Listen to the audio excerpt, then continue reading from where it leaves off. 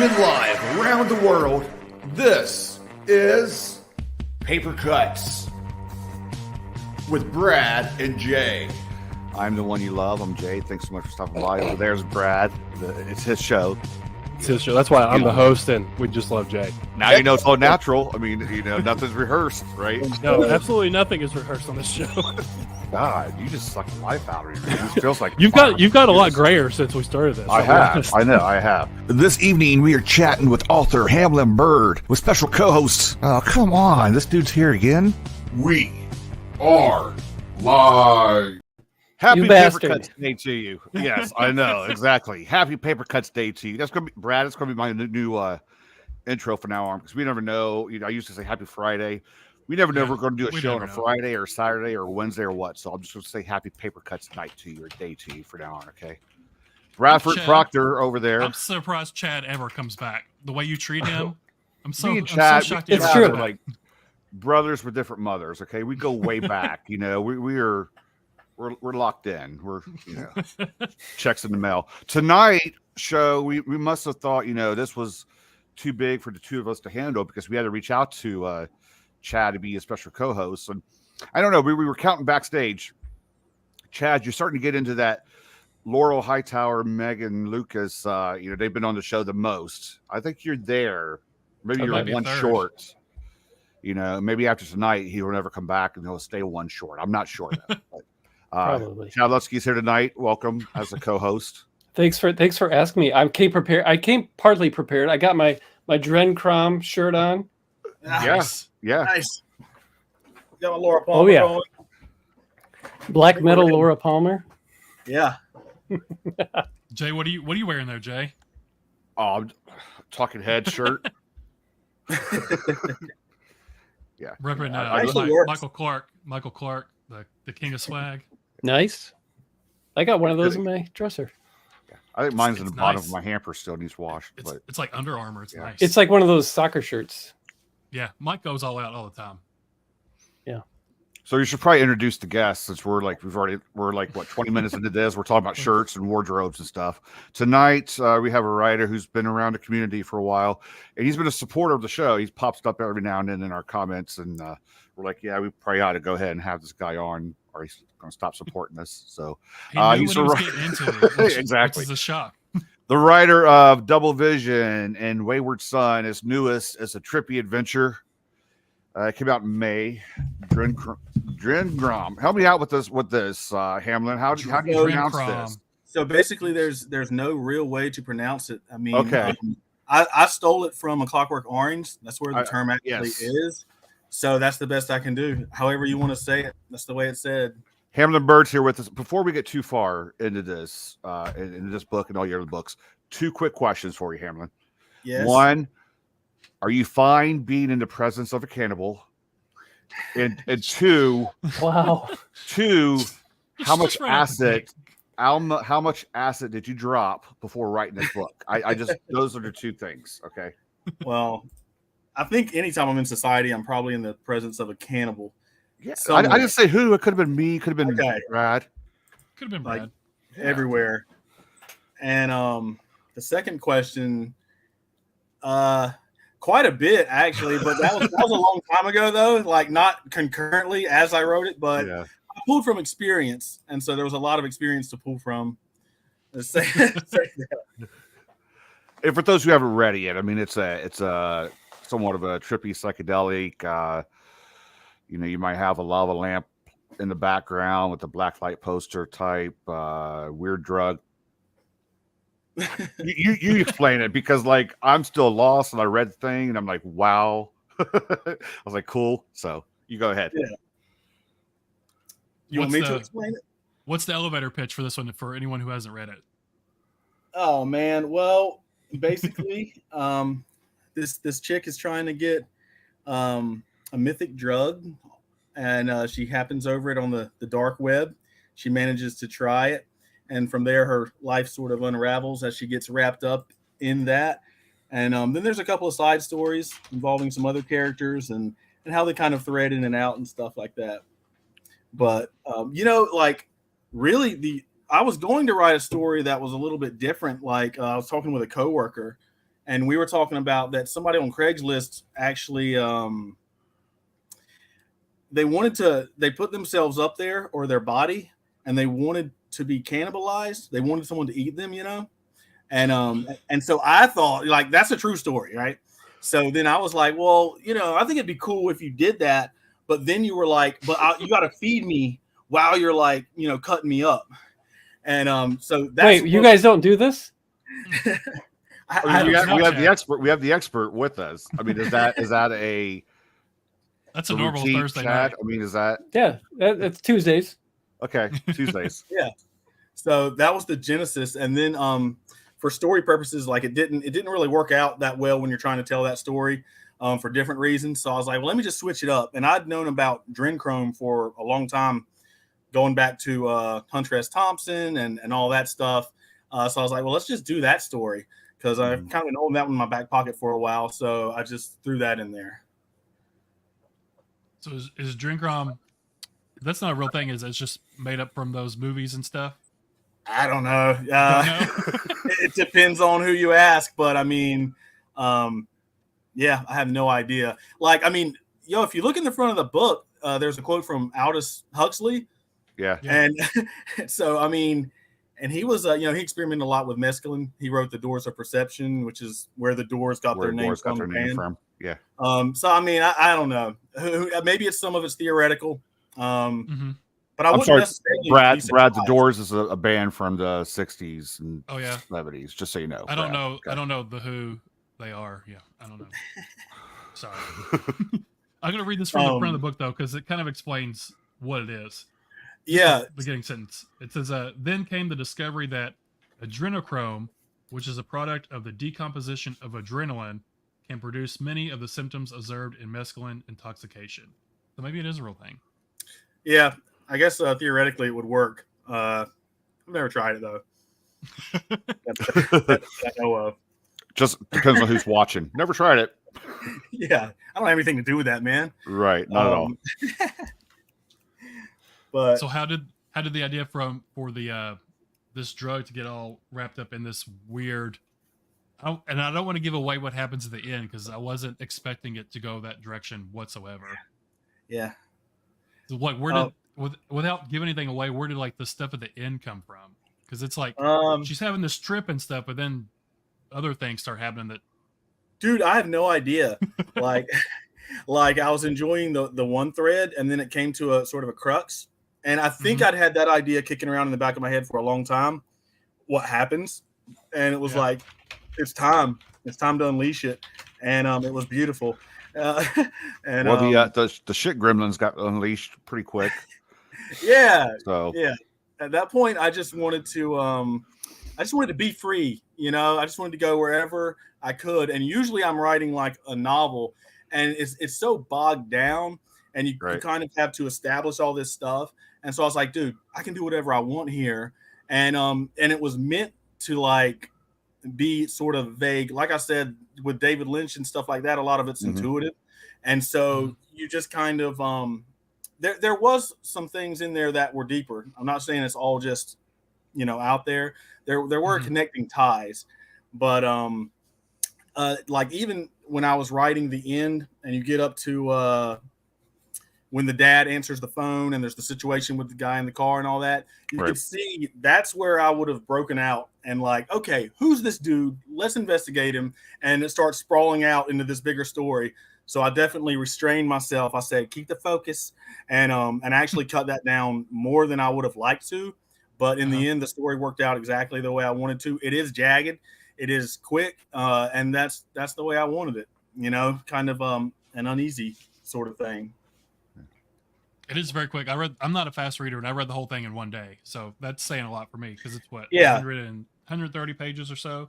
It's not super long, but for me, that's a lot to read. But you read while you're working. I do, but that's still a lot for me to read. Yeah, while I'm working. Yeah. Chad, you read this one, right? I sure did. Yes, I loved it. I thought it was great. I'm a big fan of Hamelin's work. He had me blurb WAYWARD SUNS, happily did it, and he sent me this one. I think I read it the same week that he sent it, and I really liked it. It's got some similarities in that it's this great kind of slice of life, and then it just turns into this okay, this other thing, you know. And yeah, big fan, man. I really I liked it a lot, and I could being a huge Clockwork Orange fan, I could see some of the. I was like, oh, okay, I know where this came from, which I appreciated. Usually, when I'm reading something, go ahead. I'm sorry. I was just gonna say I appreciate it. Like that's totally awesome. Like Chad was the one person that I reached out to for Wayward Suns. Nobody else.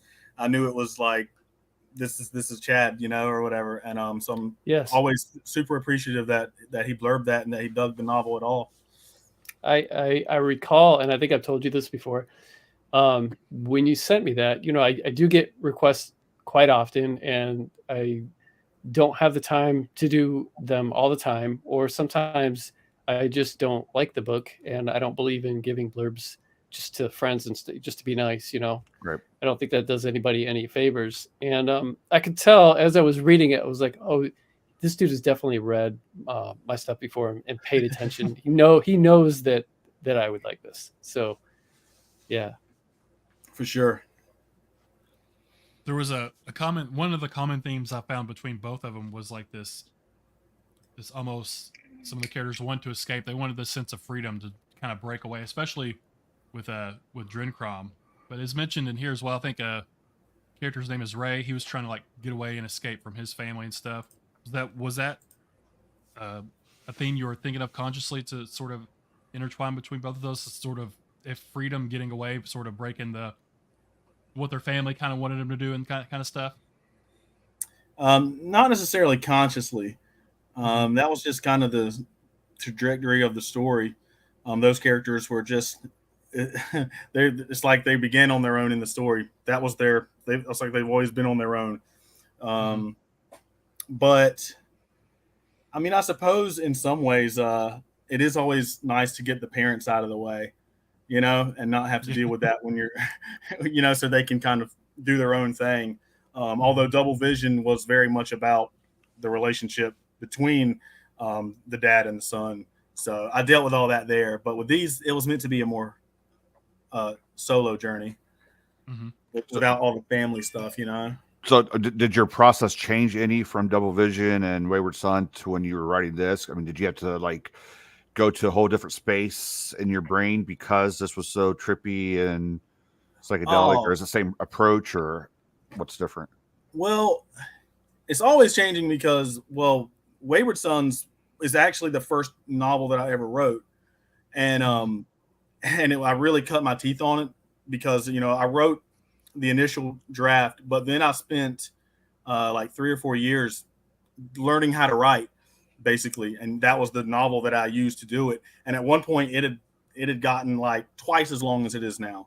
I mean, it was huge, and like there was weird stuff. Like I was really into Vincent Van Gogh, so there was like a whole chapter about Vincent Van Gogh, and like Wes like talking about this painting, the Night Cafe, and him going in the picture, because a lot of it was kind of like Catcher in the Rye, which is like my favorite book of all time. So a lot of it was influenced by that. By the time I got around to DRENCRoM, I was finishing up Boomerang, which I talk about in the afterword. And Boomerang is just completely like when I was doing that novel, I had Twin Peaks playing like 24/7 in the background, and I was already in that mindset. Right. And but it had to be sustained over, you know, a novel. And so when I finished that, Raw Dog Press had put out their call for novellas, and I was like, dude, I got like 2 months. Like I can totally do that. And so it became a challenge. Like I'm going to write a novella by the time that the open call comes. And so after a novel, it felt great to just like, nah, I'll do whatever I want, you know? So it came natural to just go crazy a little bit.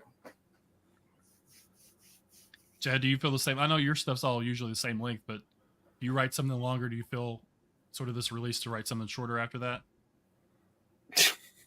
I don't write anything long, so no. It more has to do with like a topic. Like if the topic is just really dark and hits too close to home, there's been a couple books where I really could not wait to get done with it, or or to get into something a little bit more lighthearted, like Neon Owl or something like that.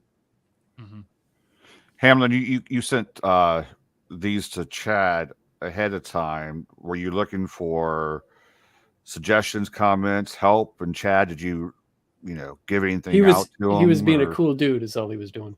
Okay, he was being, because he knows I loved Wayward Suns, and yeah, he sent me. Actually, I don't know that I have all. What's the other one? WOOLIE? Is that what it's called? Wool or WOOLIE? Yeah, but that's like online only. Okay, that's what I thought. But I have the Double Vision one as well, but I have not read it yet. Yeah.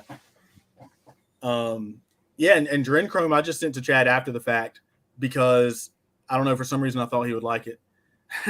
But it was already published and all that stuff. Have you read WOOLIE yet? No, I haven't. All right. I think you'll like that one too. Okay. It's a little more gritty and realistic though, but it's just like a short story. But I wrote that when I literally was a teenager. So at that point I probably was like, but I've edited it along the way. But the genesis of it was back in the day, feet on the ground, crazy shit happening everywhere, Mm-hmm. That's the one that Christina Trueborn Designs did the cover for, right? Yeah. It's got like the boy with the bloody nose. Mm-hmm. Yeah. For there she is. yeah. For DRENCRoM, explain to us a little bit about these. Are these just thoughts that Code is having in between, like almost like a narrative that Code has given us in between some of the chapters? Where did that concept come from, and what was the point behind that, to explain what was happening? What the black pages? Yeah, because it was too trippy, or did you? And that was Adrian who designed it. Like that was totally his idea with the black pages. I loved it. Right. When he came up with that. But that's cool. Yeah. I was like, oh yeah, that's badass, man. But I wanted to get inside of her head and do first person. Mm-hmm. But initially, again, I was doing a novella. I didn't know exactly what was going to happen with it. So I was like, well, I'm just going to do some like almost diary entries. And in the end, I might take them out. I might not even need them. So I would just, do a bunch of stuff. And then there were a few concepts like the scene with her parents and stuff. I think I had written that already just because it was a funny thing. And so it fit Coda. So I put it in there. But some of it is just thought pieces, like that poem at the beginning. That was like the last thing I put into the book. We were about to finish the file, and I scribbled it out, and I hit up Adrian and was like, yo, wait a minute. Can we put this in too? just as a cool thought experiment. But yeah, so the black pages hopefully anchored the story. But what I found out actually was that the story was something I was trying to tell, and it was kind of like not exactly related to me. But the more that I got into those pages, particularly, my own personal stuff started to come out. Like, talking about Dean Moriarty and my piece with, Emily Dickinson and stuff like that. Like, that's more personal stuff. And so I wasn't sure if it jived, between the two, but I think it worked out well. I had a buddy, he was like, no, it totally works out. But yeah, that's when my own soul started to sort of bubble up in there. And so I was like, I'm gonna keep it. I like it. That means something to me, Yeah, it totally works. I like when someone, it's almost like taking a chance and wondering if someone's going to pick up on it, because it changes the pace a little bit, and it's like a different view or insight to the whole story. So I mean, that's pretty cool. It just breaks it up. It's not just a story straightforward in your face. It's like a little thing on extra on the side to see if you can really get it or not. So I think it works. Yeah. I like how it changes the monotony of everything. So I love the layout of the book too. Did Adrian AA did the whole thing? Like the chapter headings and everything. Yeah, he did a great job. Yeah, he really did. He did the cover too, I'm guessing. Yep. Yeah. That's AA Medina. Adrian did the cover. He does Fabled Beast Designs, I think, is his company name. So what did y'all just read that? DRENCRoM? Yeah, I read it this week. Yeah. Oh, I finished it yesterday. Yeah.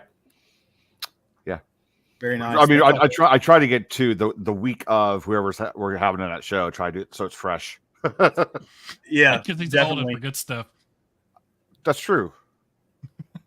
So the ending of this book is just completely wild and fun and crazy. I don't want to give too much away, but where did the idea for that come from? Because it's not completely different than the rest of the book, but it's kind of out of left field a little bit. Yeah, it is. It's more trippy and stuff, and then the end is like really like violent, and it's got that creature going on in there, which was super cool, I wasn't expecting. Yeah, so well, did you, the idea to merge those together like that? And where'd you come up with the name Shit Gremlin? I mean, that's just. I was trying not to give it away what it was. No, but that's not giving away everything. But I mean, that's look. You know what I took away from the book? Shit Gremlin. That's either a freaking good name for a band. That's as good as anything to take away from the book, honestly. Or that's the name of your next novel you're going to write. One or the other. So, well, oh man, this is going to sound so lame, but I took that somewhat from Stephen King, man. Because when I was writing, I was like, "Is this too close to Dreamcatcher?" Yeah. Because if you remember, Jason Lee, too. Yeah. That scene in the bathroom, and in the book, I love the book and the movie, but they call them shit weasels, in Dreamcatcher. So, but it was like I wanted to do something a little bit different, but it definitely reminded me of Dreamcatcher. The comments here, they're saying DRENCRoM hit the gas pedal at the end. It totally did. Went a whole nother violent direction that wasn't expected, but it was a whole lot of fun though. Yeah, that's what I wanted. I just wanted it to be a good time, and I didn't want it to end off on a, I don't hate when they go down. I wanted it to go up and just kind of stay out there, and so yeah, I think it worked out well.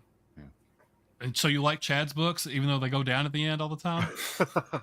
No, not Chad's books. Was he just now? He was getting on me earlier saying that I was being mean. Now you're saying Chad's books are downers. No, they're bleak endings sometimes. Except Skullface Boy. Skullface Boy is probably the best ending, right. I think. Oh no, not necessarily go down in being depressing. I can totally do that. Just as in like the action and it just kind of peters out. You know what I mean? Okay, that's not what I meant. Chad's don't do that. That's not what I meant. Emotional impact, like Chad will crush you at the end of his stuff, Right. But also, like, I've always wanted to do, because I never really did novellas. There's this book that Dean Koontz did, like Strange Highways. I think it's a collection of short stories / novellas. And in the afterword or the foreword, he's talking about back in the day, novellas and novelettes were kind of a dead man's land. Like you couldn't do anything with them. You did short stories and you had novels, but in between was like nothing. And so fairly early on, I moved from short stories into novels because I knew eventually it was going to be, if you wrote a successful short story collection, publishers would say, you got to do a novel. So I moved into that area fairly quickly. But that's changed. And nowadays novellas are very hot. And I always wanted to do one with, you see all the popular horror novellas and stuff. Right. I wanted to do something, fairly sick, fairly disgusting, fairly gross, and something that kind of pushed the envelope of something that I hadn't put in any of my novels. Because generally, if I'm writing a novel, I was just unaware of the extreme horror kind of, situation. I work at a library. I worked at a library for 15 years. I've read most of the stuff that comes through there and is on the shelves. So the indie horror and extreme were not really on my radar at all until the last 3 years or so. So I was like, well, dude, let me try something more along the lines of that. Although initially it was going to be something else called Domino. I had this really cool idea for this chick named Domino. But I don't want to say what she does, but that was kind of what I had in mind. But I was like, all right, let's do Coda first, and then maybe I'll get the Domino later. So does your library, do they get much indie horror stuff in? Maybe. Well, he puts his on the shelf. Yeah. Oh, of course. No, I don't put it. They don't even know that I publish books there. Really? Yeah, but no, because of me, they got indie stuff. Now that I've started recommending things and getting things in the catalog, but before that, not at all. Like the most shocking thing I ever read off the shelves was Zombie by Joyce Carol Oates, which goes pretty hard for a mainstream book. Yeah. So I mean, when you're giving them suggestions on what to get for the shelves, are they look at you like they've never heard of these people, and they're like, why are you doing this? It's not Stephen King. What's the They process? used to. Now they're used to it. Yeah, okay. I'm like the horror guy, so anything that comes around that's horror adjacent, they'll come to me. Nice. That's cool. So, yeah. So with Wayward Sons, we'll switch over to this one a bit. So I'm assuming you're a big. Well, this took place in what 87, I think. Yeah. So Yeah, you a big heavy metal fan then? Actually, I was more of a classic rock fan, really. Okay. A little further back, and I mean Metallica, but that depends on who you talk to, if they're heavy metal or what. Mm-hmm. But yeah, much more alternative and classic stuff like that. Do you have any musical influences for this book? Well, yeah, because I've been playing guitar since I was like 16, and so I mean, there was a point that's what I wanted to do with my life was be a musician. So I had all this. I mean, a lot of the stuff you put in books is stuff that you're interested in anyway, and that you're already reading. It's just hobbies, Right. And so all of that music stuff kind of made it in there, anyway, just to help inform the story because that was totally on my mind when I was writing it. Were you ever in a band? Nah. Like, that's why I think I kind of ended up being a writer because bands and movie making, which I also wanted to be a movie maker. Quentin Tarantino was hitting. Those are all like collaborative efforts, and they rely on other people, and especially a band. I mean, you're talking about you got to meet every week and practice. Like somebody's I mean, that's probably one of my biggest regrets in life, not getting into a band. That, it would have been cool. Learning an instrument. I guess you got to do that too, but having some sort of musical talent, right? I mean, so you're a music guy. I mean, are you like an everyday music listener? Certain bands? Are you kind of stuck in what you like? Because my wife makes fun of me. She's like, you're never going to like any of the new rock bands or any new rock bands that come out like 2000 and beyond. And there've been a couple I like, but she makes fun of me because I'm still listening to the classics and stuff from the 80s and 90s, 70s, 60s, all that stuff. It's like I'm setting my ways. Are you setting your ways too, as far as your music goes, or how's music in your life every day? No, I like some modern stuff for sure. There's always something coming out that's good, but it might get a little harder to find versus the older stuff that is like it's a go-to, like I think I remember Stephen King, like he likes listening to audiobooks. He's like, listen to audiobooks is great. I mean, how many times can you hear Freebird by Leonard Skinner? And my answer is a lot. I'll still listen to that, like so most of that stuff, like I mean Pink Floyd, dude, never gets old. Like that's what I like to listen to. So I am sort of an old dog in that, but I'm always open to new stuff. I mean, even coming up when you go through, Stone Temple Pilots and some of the newer things that were coming out back in the day, it's like, dude, it's great music, With you being a musician yourself, is it easier to write that stuff into the book, or is it harder because you know so much about it that you're like being nitpicky about all the details and stuff when you add something like that into a book? No, it was fairly easy, and I'm no expert because I never was in a band proper. Like Chad, I mean, you were legit in a band touring, right? Yeah, not touring, but I've been in several bands, recording and stuff, but never tour, playing shows and stuff, but not on a full tour. No. Like, what was that like? What was it like playing shows and doing that, living that life? Well, I was just thinking, I started playing when I was 16. I wanted to be a rock star like you did, or I wanted to work in film. So I thought that was all of those comparisons just now were, except for I wanted to be the special effects guy. But nice. Yeah, playing live is, I would swap out every book I've ever written to be able to, I mean, I'm older now. I don't know that I would want to be playing shows every night, but nothing beats that thing, playing your music or even just recording and being able to have your own music to listen to. I like writing music more than I write books, but I haven't been in a band in a while, so I don't ever write music. I'm doing a collaborative project right now with somebody, but Other than that, I haven't written like a song in years. Did you ever record your own stuff like Prince at Paisley Park? Like, do you have a bunch of tapes around of stuff that you've recorded? I mean, there are some live stuff on YouTube from different shows, and then a lot of the stuff that I had recorded in bands was just before CD or around the time of CD was brand new.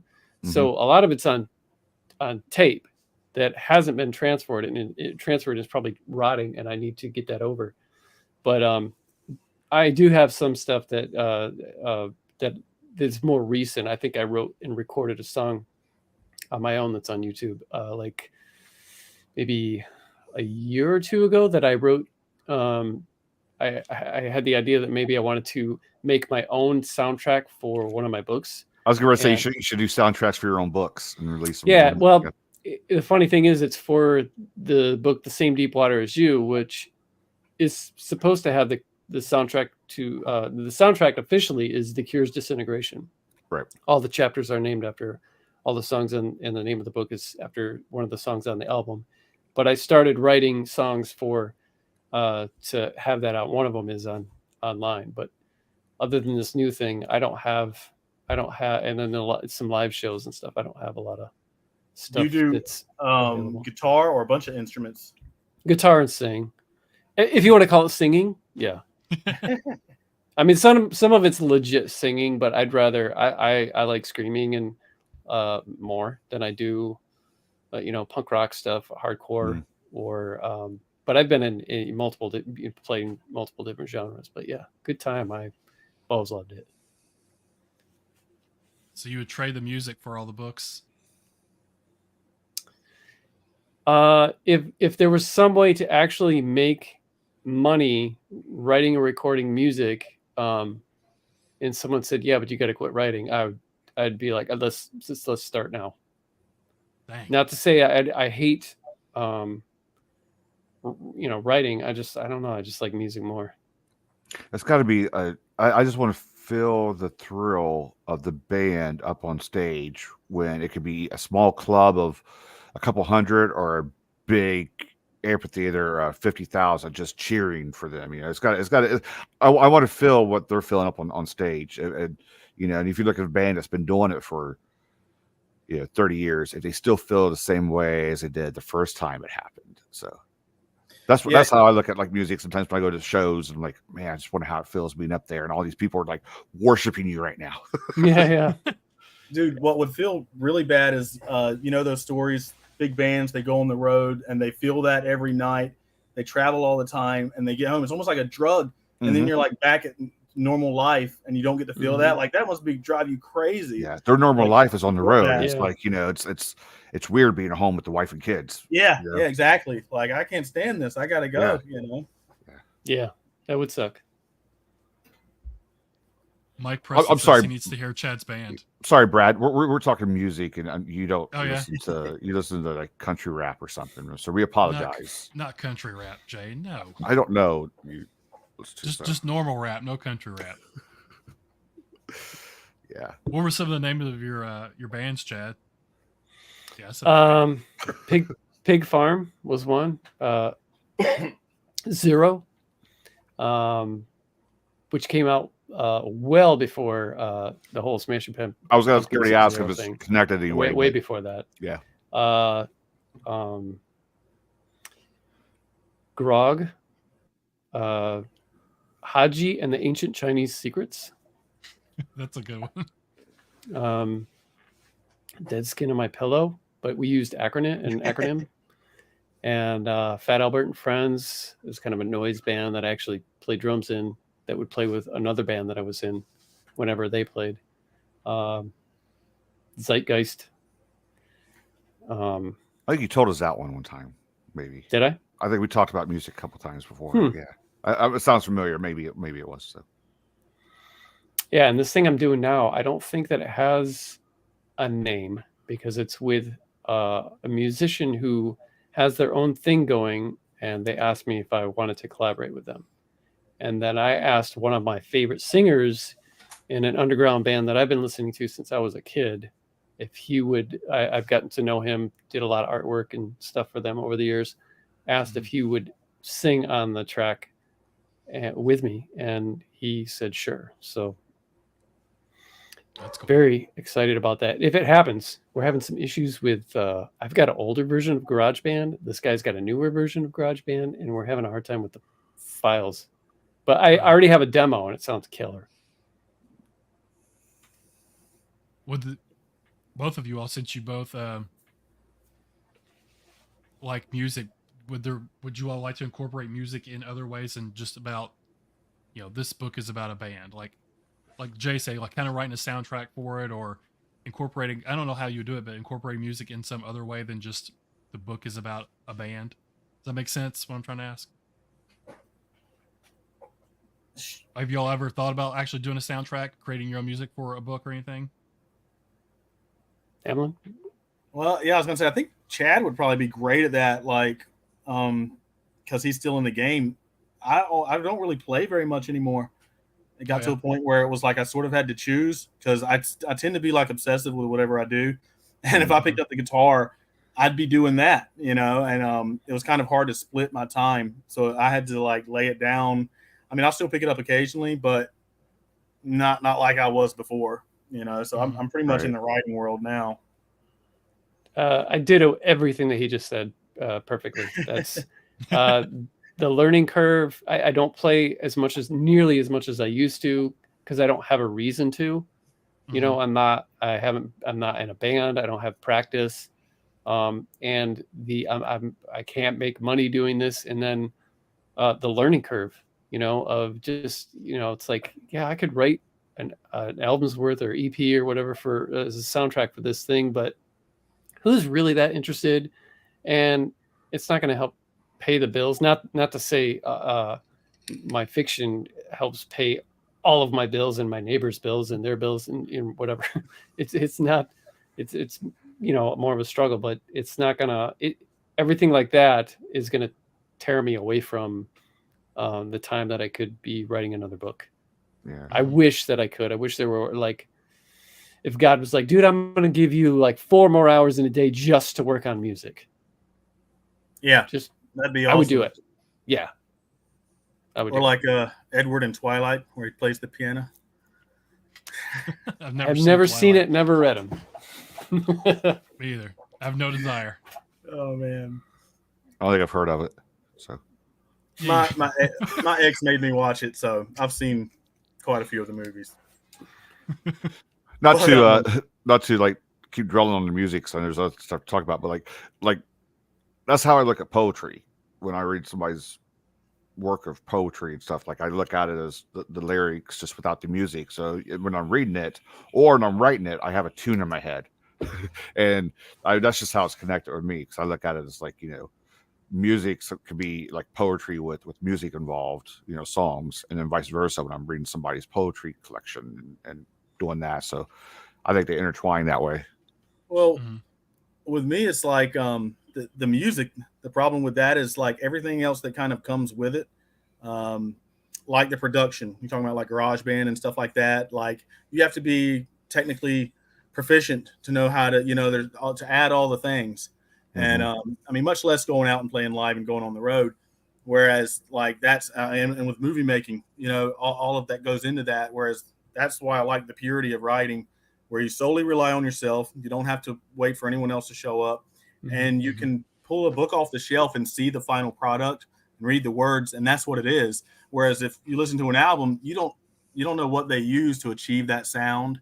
The echoes of this, that, and it can be impossible to try and figure it out. Where I love with a novel, it's right there. There's the blueprint. Just do this, Of course, it's a lot more subtle and nuanced than that, to how they learn to create those worlds within the pages.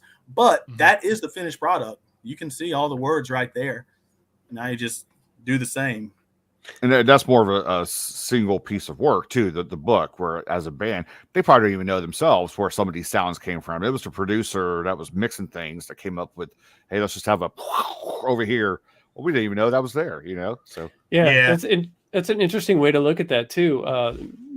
Something, a piece of music versus a book because there are no real tricks here. But with the music, like if you're one of those people like I was, where you're getting the guitar magazines and you're trying to read tablature and you're trying to play this riff perfectly, it's like if you could sit down with the person who wrote that, they could probably be, or watch them in the studio, you'd be like, man, dude wasn't even playing it right. He had to play, they had to stop here and add this here because he couldn't. There's a lot of that, a lot of cheating going on that you don't see. Yes. Yeah. Did you hear that story about Kirk Hammett? They were recording an album, and he would just, actually it was Eddie Van Halen, I think, and he would just wail for a while. They'd record it, and then the producer would pick out like the best pieces of his solos, put it together, and so in the end, Eddie was like having to learn all these. Yeah, I think I have heard that. Yeah, there are actually quite a few bands that actually admit to that, and you mentioned Kirk Hammett. I think he's one of them that do it too. Just let him sit back, just do what he does, and whoever's producing it was going to grab pieces out of it. So there are a handful of bands that would do that, and then before they go out on tour, they have to relearn their own music for those tours. But that's what's kind of cool about music too, is because it's full of so many happy accidents. Yeah. A lot of today's music is just so polished and overproduced. Even like metal, it doesn't even, like, the drums just sound horrible on a lot of this newer metal stuff. But I have played, like, recorded solos and then been like, I don't know what happened there. My fingers slipped. I got this weird harmonic thing. I can't play it again, but it sounds cool. Let's leave this on here. I won't be able to play that, live, but just, we've got it now. Let's leave it like that. Yeah, I feel like that would be more fun than like recording an album that you have to go play live, is to just play with effects and do stuff in the studio, and knowing that you will never go out and do this. Like, I don't know if that was like Sgt. Pepper's or what, but it was like, Pet Sounds, whatever it may be. Yeah, right. It's like, we're not going out. This is just what it is. We're going to have fun in here. Well, see, I look at that sometimes too. Like, that's how I separate the good musicians from the studio musicians. Not saying studio musicians are not good, but you can put together a crappy band and have a good producer create something, but then you see that band play on stage, and if they're not good, you start wondering, okay, well, where does sound come from on the album? So that's why, like, when I really get into a band, I want to hear how they sound live and how they sound together. Like you said, unpolished. And yeah, that's but how I start. There's a difference between a good musician and a good songwriter. A huge difference. Right. You guys have probably heard of Yngwie Malmsteen before. Guitar virtuoso, can't write a song to save his life. A catchy song, but nobody can probably play as good as he can, except for, probably Eddie Van Halen. And then you've got someone like Kurt Cobain, who isn't a great guitar player, but he's, I talk about being able to write a hook, So, yeah, for sure. I remember Kurt talking about that he hadn't played Teen Spirit in so long he was going to have to go and relearn the solo. Yeah, like he'd forgotten how to play, and it's not a difficult solo, really. No, it just follows the vocal line. That's the melody line. Yeah, the vocal line. So I was like, dang. But yeah, Kurt was definitely not, a guitar virtuoso or anything like that. No, but he just was a really good songwriter. It always made me funny. It always made me laugh when, like, I don't know, like Rolling Stone magazine, they would do their list of top 100 guitars, and he would show up for some reason on there. People would question, like, why is Kurt Cobain on here? Don't ever listen to Rolling Stone magazine. I know they've lost all credibility. Dude, they lost it a long time ago. They when both Black Sabbath and Led Zeppelin, they bashed both of their debut albums when they came out. Yeah, I know. And essentially said, these guys should not quit their day jobs. They're going nowhere. Right. And in their, 500 vocalists that they did, like, what was it, last year? Well, they usually do something like every couple of years. They usually have a list. It's when you've got like Courtney Love anywhere near that list, dude, don't get me started with her. Sorry. I don't think Mike Patton was even on the list. Mike Patton wasn't even on the list. I don't know if you guys know anything about Mike Patton, but any singer will tell you, especially in rock or anything, especially from the last 40 years, none of them, I don't care who they are, can touch anything that he's done. Faith No More was very underrated because they got overshadowed a lot. So, yeah. Sorry, Brad. Yeah. No, keep talking, man. Fill me in. Who's Mike Patton? I don't know Mike Patton. Mike Patton was the singer for Faith No More when they got real popular. Right. And then, okay. but he is also in Mr. Bungle. So he, Mr. I mean, Bungle, he yeah. plays. He's in like he does Italian opera as well, and he does like really hardcore like punk stuff with another band, and then he does like a kind of like a almost like smooth jazz stuff with another band, and he's all over the place. And so some of the bands that he's in, like Mr. Bungle, 1 minute it's just like screaming this crazy stuff at a register that most people can't reach, except for maybe like Mariah Carey, like that really high pitched like seal sound that she used to do. He's probably got like 8 or 9 different levels. He can do that, and then the next minute he's doing this like very, very low baritone like jazz thing. It's really crazy. I'm a huge Mike Patton fan. And was he not on that Rolling Stone list? No, it's a popularity list. So yeah, Bob Dylan's on there. Yeah. Yeah, you know, even between music and like writing, I love variety. I like when people can do different styles. So like to me, Jimmy Page, like his guitar. I saw Kelly mention Zeppelin, like, and I'm terrible with the comments. I'm not doing the you know, I'm usually in the chat, you know, but I'm terrible with everybody over here. Like, I'm sorry. We reversed the script on you tonight, didn't we? Yeah. But I see all y'all. All right. But yeah, I love Zeppelin. And like, I mean, if you take out Robert Plant's voice, which is so recognizable, but if you just listen to the music, like Zeppelin, you could play one song and have no idea it was them with the other one, between Tangerine and Kashmir. You know, and I like the same thing with writing. You know, I love to be able to be versatile and sort of unexpected, you know, because even with like, you know, like an extreme horror book, for example, you can be shocking, but it's still expected. I mean, if you pick up an extreme horror book, you kind of know what you're in for. Yeah. So it's like, it can't really be shocking. It's just sort of unexpected in a way, or vice versa. So I like to be able to really do different things and take on different voices so that you wouldn't almost know it was the same person. Yeah. Mm-hmm. You mentioned a minute ago about the happy accidents in music. You know, they just kind of happen. Oh, that was great. We didn't mean to do that. Hamelin, do you have anything in your writing where you're just, I don't know if do you plot? Do you pants everything? Just make it up as you go? Oh, dude. Any happy accidents like, well, this is great. I just wasn't expecting this to happen. Actually, because Chad, you do a lot of pantsing, right? Like, you don't really plot, always. Right? Yeah, I don't plot. Yeah, I can't do that. Like, I've tried different things. I'll try different techniques, and I've made some terrible mistakes. I was doing this one novel one time, and anyway, you go in a wrong direction, and then you realize it, and then you have to go back, and all that's trash, you know. Yeah. it's so disheartening. So I am a very big planner, and you'll have to fill me in, Chad, because it's like I can't. And I know Stephen King's the same way.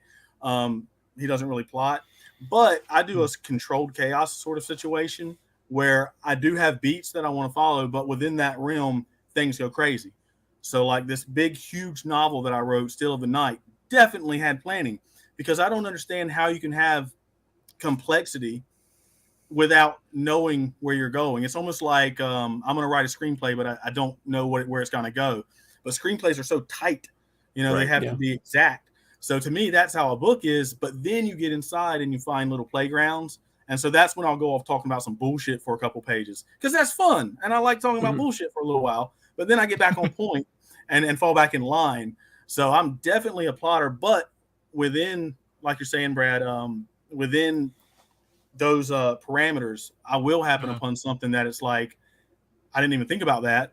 And it'll change things. But then you have to spend a couple of days thinking about the consequences of what you thought, and like, how does it check out? You have to run it through all the systems and make sure that it doesn't contradict something else. But so there is a bit of being organic, but for me, it's definitely being very controlled with it. So you sort of have like the pillars, like you kind of know the spots you want to hit along the story, and then kind of in between those, you kind of make it up as you go a little bit. Yeah, something like that. Like major sort of plot points, because I really like to have a good ending. I love a Mhm. good ending, you know. And to me, it's like that's the big fear, and that's what people trash Stephen King for, is that his endings suck and he just burns the village down or whatever, burns the town down.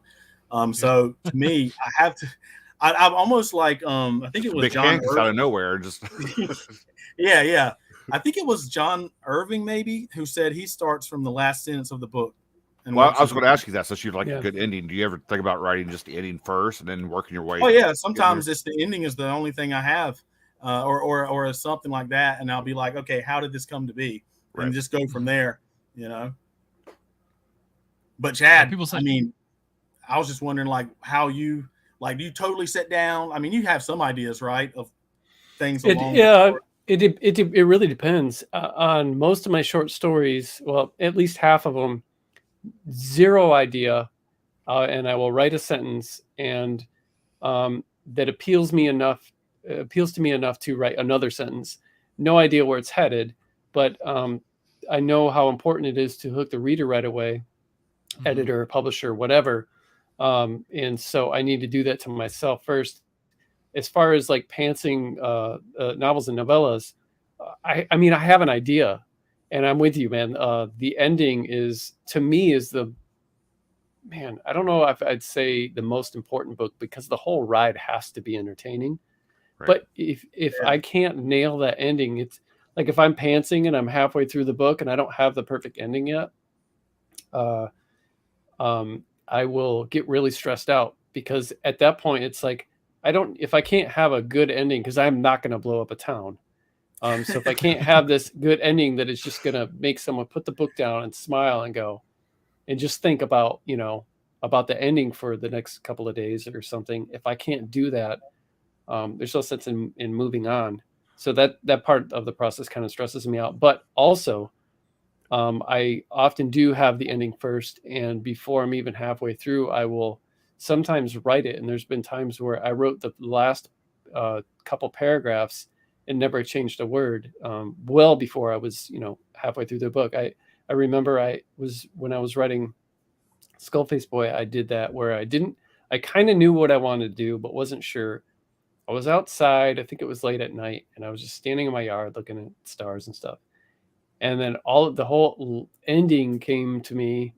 I'm going to lose some man points, but I started to cry, because I had basically written because to me, the ending of that is it's not sad, but it's a very hopeful, it's a joyous ending, tear-inducing ending, where because I had spent so much time already with this character, and to see this happen for them, it was really emotional. So, but Jay, you had mentioned happy accidents. I think it was you, in literature, right. And I do have a quick story to tell that about a happy accident that kind of happened the other day. Some of you know that I'm doing a collaboration online, and I came up with the idea of documenting the entire thing from the first brainstorming session to we are kind of having a rough outline that we've because it is a collaboration, right? And I've never written. I've done live streams writing before, but not to where people can see the words that I'm typing, because I'm not one of these ones who just kind of spit out the words like diarrhea of the keyboard or whatever, and then clean it up later. My first drafts are usually really clean, so I'm more choosy with the words that I pick to write during that session. So that makes me a slower writer, because I'm more careful. I hate that, and I wish I could get it out faster and then just worry about stuff later, but I can't do that. I don't know if it's like OCD or something, but so I'm sitting here, and I'm the one that's supposed to be starting this whole thing. We've established all of our ideas, or at least most of them, for the first half, 2/3 of the book at least. And we've written outlines, a rough outline for the first 3 or 4 chapters.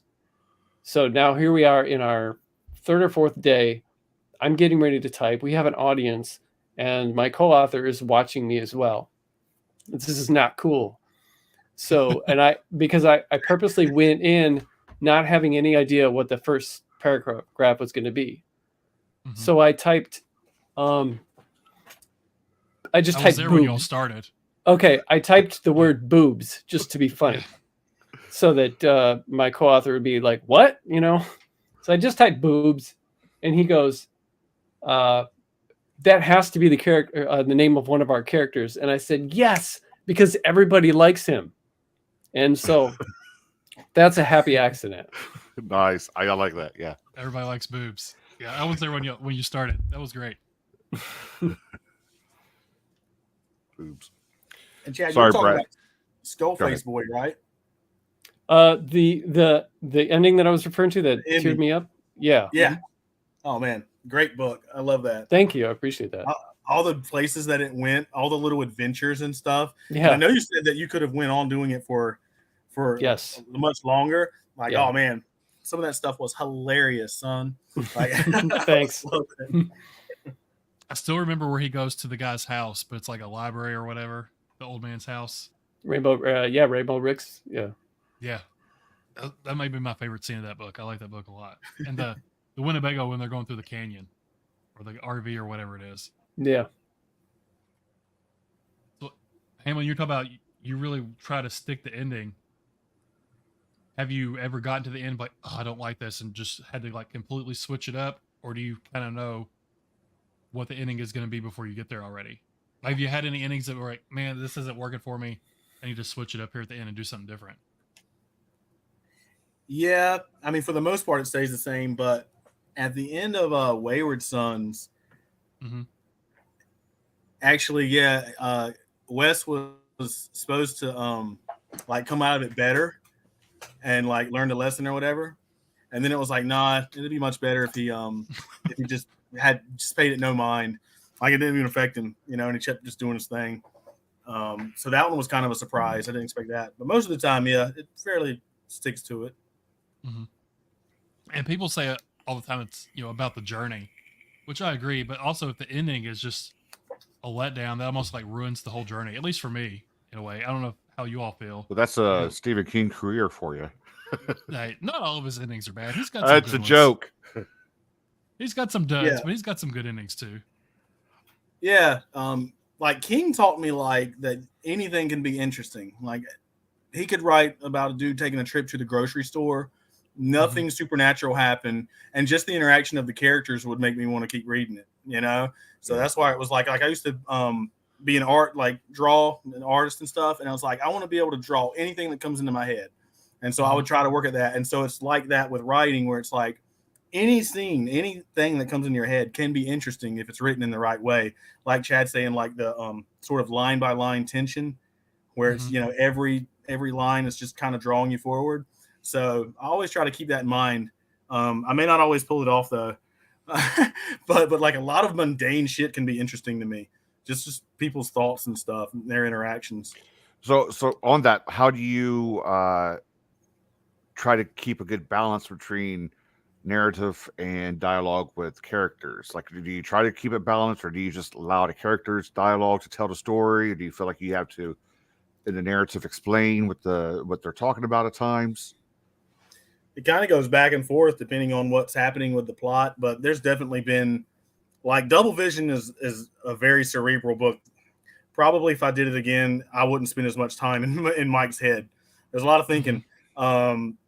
Whereas there's other scenes and stuff that I haven't released where it's, I mean, 20 to 30 to 40 pages of a scene of this couple going on a ride along and the things that happen. And it's just, and there's plot details that are all coming out in all the dialogue.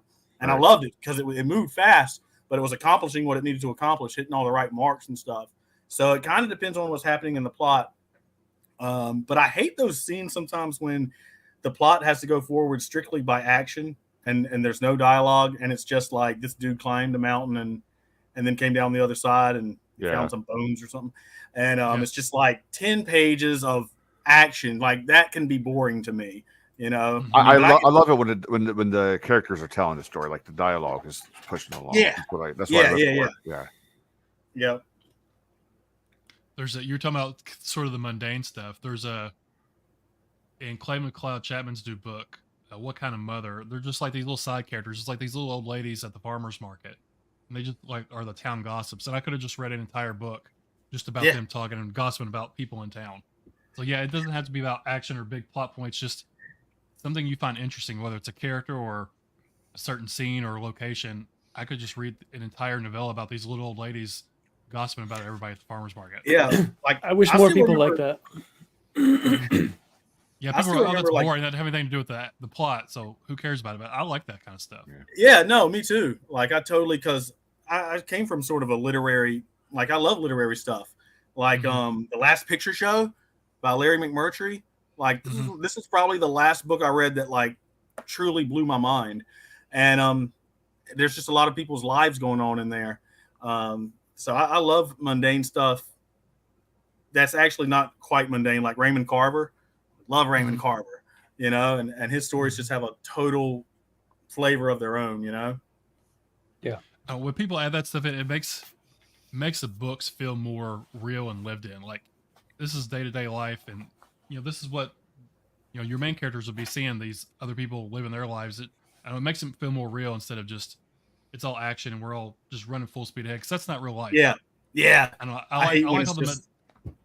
I like the side stuff all the time, and Chad does good about doing that. And you've got, you know, the different people in the apartment, the old man, Mr. Howell, and the lady, she goes and helps out. Like those characters, yeah, exactly. The everyday characters. I like that kind of stuff. It gives, I don't know, there's something about it that gives it more authenticity than just if you wouldn't have added them in, it was just her tripping the whole time, and then what happens at the end, it just wouldn't have been the same without having these little side characters, and you get not necessarily super attached to them, but you care about what's going on because they're interesting and they have their own things going on. It just it adds a certain layer of depth to the story that you wouldn't get otherwise.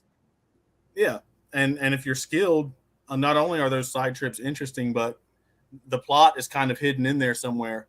You know, one of those stories will tie a thread somewhere else and stuff, but it's all hidden, but it all runs together, you know, fluidly, so it works out. But yeah, you're right. Like Mr. Howe, Miss Wendicott, like I love them characters. Like I just love her hanging around with them, you know. And then the like the stoner guys in the apartment down there, like Trent and Cuddy, like their side story and how it wove in. If you cut all that stuff out, it's just not gonna be as fun, I don't think. Dude, that whole scene where they're watching the pay-per-view, that was worth the whole book to me. Like the wrestling stuff was great. Yeah. It's weird because I'm sorry. Go ahead. I was just saying you had stuff in like that too, I think. Oh yeah, I love writing that stuff. And what I was just thinking how weird it is that I love the reason why I love the stuff that I read from Hamelin is because to me there's no real true north through the book for a while. And I told him that if the shit goblins never happened, and things just continued in DRENCRoM how they were, and the whole book was just this slice of life thing, I would have liked it no less, because but I think maybe I don't like that from everyone. I was just thinking of how weird it is that my biggest complaint with King, like I don't really like the book It for a couple of reasons. One was that clowns do absolute zero for me. And another one is by the time I'd finally read it, I'd seen Pennywise just, you know, I was just so tired because I only read it a couple years ago. Right. Yeah. And it was just so over Pennywise and clowns and how scary people think they are. But it's the, you know, 400 pages of fluff. But yeah, I can read a whole book that's that somebody else might think is just completely boring because nothing is happening. But it's like, and that's why some of the books that I have, like in the Jex world or whatever you want to call it, Broad Street Bastard and Sing Deep Water and Slow Burn and Riverside, that there are things that tie them together, but ultimately they're just, you're watching these people just go through their issues. There's not really, you know, well, this book is about, you know, this. And I like films like that too, like indie films, or just like where there's no real true north that you're following. You're an observant, you're a fly on the wall, and the people that are telling the story are just fun to watch. But it's so weird to me that I don't like it when King does that, And I don't know if it's because he's here and then he's here, and ultimately I don't. You're talking about this guy that I don't, this guy's grandpa owned a bar 40 years ago that burnt down and all this. It's like, I don't care, man. I don't know who his grandpa is. Maybe it's that. Let's hear about these other people that are going through this thing right here. But I wish more people appreciated the kind of stuff that Hamelin's talking about. Raymond Carver and just that slice of life, like no real, I don't know, almost no real plot. Yeah, because when it's done right, drop in like a snapshot of this life, and you're out of it again. I saw a movie last year called, I think it was called 200 Junkies or 2,000 Junkies or 1,000 Junkies or something like that. Mm-hmm. Just this indie movie about these guys in their probably 40s or 50s trying to score in Southern California, driving around in this beat up car, trying to score some heroin because they're going through, and that's just the whole movie. Right. Them going to place, talking to people and all this kind of stuff. And that's all that happens. I freaking loved it. I'm glad you mentioned the indie movie part, because like I'm a fan of indie movies and I'm watching them, right? And I don't think my wife gets them a lot of times. She'll watch every now and then, watch one with me. At the end of it, she's like, I don't understand the point of that movie. Yeah. There doesn't need to be a point. See, the point's there, but it's just not as obvious as, a blockbuster, Marvel movie or whatever. It's just the ending happens and just like, oh, okay. See, there's no big explosion or big hand grabbing him at the end. It's just action movies.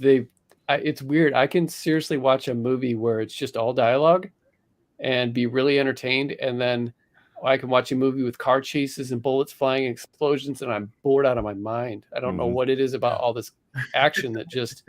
I think it's because it's oversaturated. There's so much action now. Like everything's a big blockbuster. Just, maybe I'm desensitized, and I just like that. I want to say, I'm probably desensitized to lots of that stuff. Maybe it's just old age for me. I don't know, because I'm to the point where I'm like, okay, seen it, same thing. Yeah.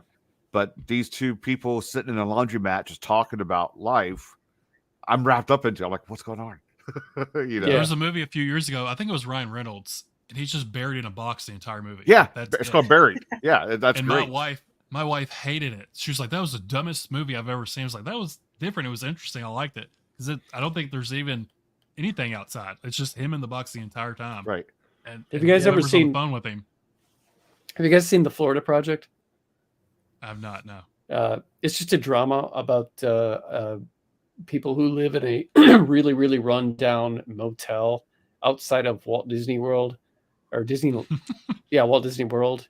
It has Willem Dafoe in it. It's an underground, independent film. It's a A24 movie actually, and so it's freaking just gold. And I've seen it a couple times, and if you like that kind of stuff where you're just kind of like watching and observing, it's some of the best acting I've ever seen, which is ironic because the people who are in it, with the exception of Willem Dafoe, had never acted in their life. Including all of the kids in there, but they're the most authentic acting that I've ever seen from young kids ever.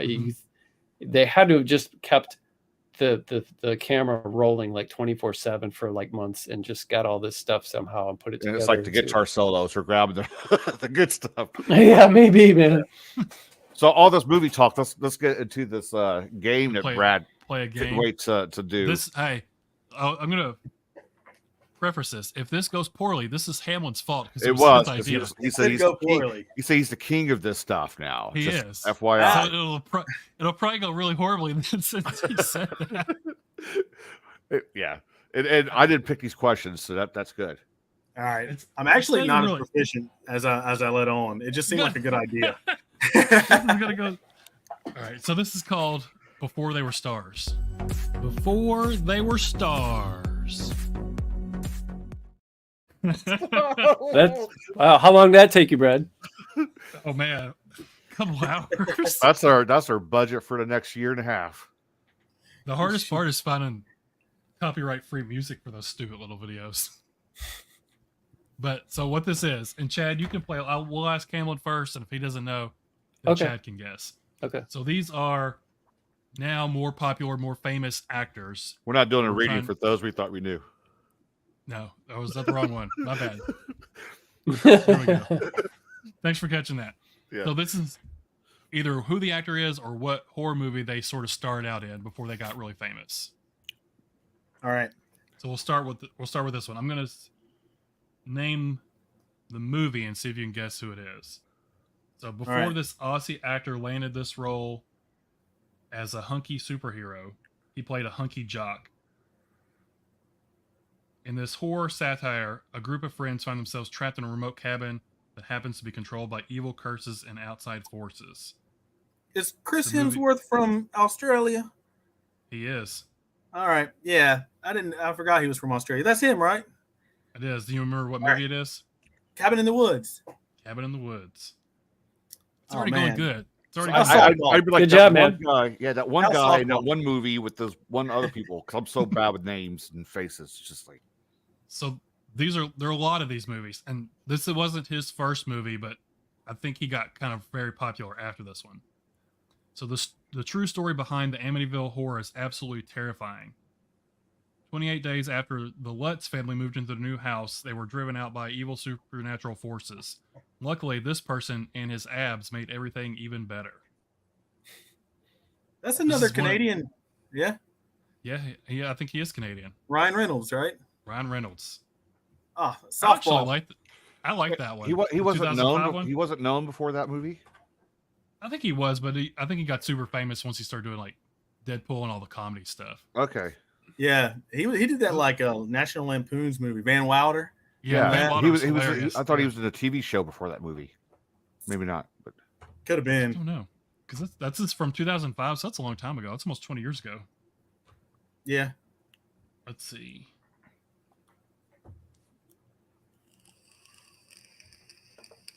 All right. This is about the movie. What happens when a bunch of college students sit around and spew out their favorite urban legends? Naturally, a hooded killer comes around picking them off one by one in a similar fashion to the ill-fated tales.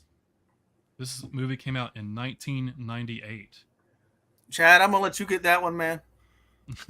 I mean, you already said the title, didn't you, Brad? Urban Legend.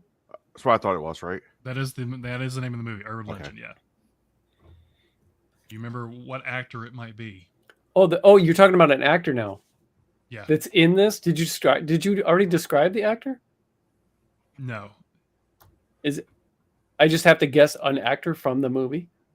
An actor the from other one- Urban Legend who's super famous now. Oh, who's super famous now? Super famous because Yeah. there's probably a lot of mid-tier Oh. people in there. I'll Oh, say man. if you want a You're hint, talking I can give you a hint. Go ahead, Hamel. Do you know? Yeah, go if you know it. I Say was it. just trying to make a joke about Pacey. It's not, He is it's not okay. Joshua Jackson. He's in there, right? Okay. I was thinking, who else is in there that's big? So I've heard he's a method actor and that he's sort of a pain in the ass on set, and he has played a. Ah, Do you know? I know who now? you're talking about. Do it. I forgot. Jared Leto. Jared Leto. is in That's Urban right. I Legend. forgot. He was in I was I that. just didn't know he watching was that in the that. other night. But was He that does. before? Was that before or after My So-Called Life? I think it was. That was like after. the first thing he did. I think, This is wasn't in it? '98. Yeah, that was. I don't. The movie was after. Yeah, My So-Called Life was it's like first thing or something. I think I think so. it also had Freddy Krueger in there. Robert England. Did it? It's been forever since I've seen that. Oh, Yeah, I haven't just seen this watched it since the other 90s. night. Actually, Did you? Did you really? Wow. All right. So next up, this actress may collect Oscars and Emmys for her roles in Boyhood and The Act, but she's no match for a certain slasher who decides to devour her like a worm. This is a sequel. Oh, okay. Chad, you This got is- this. This is a yeah. third movie in a certain slasher. Yeah. franchise. Is it Arquette? Rosanna Arquette? Or Patricia Arquette? Patricia Arquette. Yep. Yeah. Nightmare on Elm Street 3. The Dream Warriors. Oh yeah, that's right. Yeah. This one's easy. So this person starred in a movie about an angry leprechaun, and that's all I'll say because that's obvious. Oh, Jennifer yeah. Aniston, man. Jennifer Yeah. Aniston. I love That that movie's- movie. It's so bad it's good. It's so bad now when I watch it, but I loved it as a kid, so it'll never grow old. You know, There's how many of those are there? And there are like 4 or 5 of those movies, Leprechaun movies. I haven't even At seen lea- all at of them. least. That's saying a lot. Yeah, there's like 6 or 7. They did a remake without even Warwick Davis. I was like, what? Without? Wow. Did he really? Yeah, He's in all of them? Or He's the Leprechaun. they did a He's reboot probably- without him. If you watch that movie again, take note and notice that it's actually a children's movie, and that's how they filmed it. And then post production, they added gore. Really? Yeah, it's that a pretty right? clean movie, except for a few scenes where they added gore and stuff in later. Yeah, yeah. All right, this is a good one. What's scarier than the house at the end of the street? Living a few doors down from the house, apparently. A 17-year-old who starts dating Ryan, a resident of said house, and a brother of a girl who disappeared after murdering their parents. This one is from 2012. And it's an actress. She went on to star in a really big sort of YA trilogy of movies. I know who it is, but I think she was big before that. This isn't like their very first movie, but like Oh, okay. they I got thought super so. famous after this. But in that movie, a remake? Oh, I know who I you're don't talking about. No. You're talking about Maybe- Jennifer J-Law, JL, Yeah. yeah. Jennifer Lawrence. House at the End but of I the can't Street. remember the Yeah. name of the movie. Hers is a remake from like a 70s. It's not how. version. There's The Last House on the Left. Is that a remake of this, or is there one actually called House at the End of the Street? Hell, I don't know. Last I House- don't- Last House House at the on End the of Left. Street. Yeah, that's what the movie's called. House at the End of the Street. I don't Yeah. know if that's a remake of Last House on the Left. No, No, they it's did not. another. Yeah, they did a Okay. remake of that for real. Which All right, I'm sure somebody in here has seen the remake of Last House on the Left. I haven't. I feel like Me neither. I thought that was pretty good. I feel like someone got their hand stuck down like the garbage disposal, and then like a nail gun to the back of the head. I might be remembering something different In Last House on the Like- Left, you're talking about? in the remake. Okay. All right. The Last House on the Left, the original. That's a gritty Let's movie. go. Yeah, it that was is. rough. It was. That one and what is it? I Spit on Your Grave. That one's rough too. Yeah. Rapey There's several movies. remakes of that one, I think, right? Yeah, They I already think have. There's There's sequels to it too. Yeah. I feel like there was A one little- in the last. A little trivia 10 about years. that. The poster for the original "I Spit on Your Grave" is Demi Moore's butt.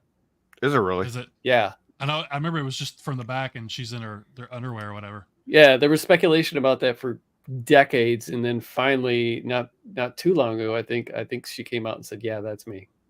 She's not No even in the movie, way. is she? No, Is she in the movie? No. no. So was it just like a stock photo they used of her, or was it from something else? They probably. I don't know. I don't. But that movie came out The original really was early 78, 80s. right?